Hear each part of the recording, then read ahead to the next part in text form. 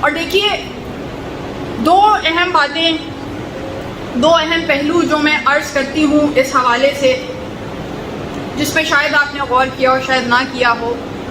بہت سے لوگ امام کی زیارت کے بہت مشتاق ہوتے ہیں، ہر ایک چاہتا ہے کہ ہم امام کی زیارت کریں، ہر ایک چاہتا ہے کہ ہم امام کو دیکھیں، اس لیے کہ محبت کرتے ہیں تو محبوب کو دیکھنا چاہتے ہیں۔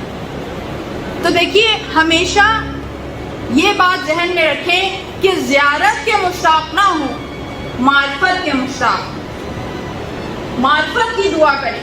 زیارت تو وہ بھی کر رہے تھے کہ جو دشمنان اہل بیت، دیکھ تو وہ بھی رہے تھے چہرہ، ظاہری چہرہ دیکھنا بڑی بات نہیں ہے، دل کا دل سے تعلق ہونا بڑی بات ہے، معرفت ہونا بڑی بات ہے، اطاعت کرنا بڑی بات ہے۔ تو ہمیشہ معرفت کی دعا کریں۔ زیارت ہو گئی تو اچھا، نہیں ہوئی تو کوئی بات نہیں۔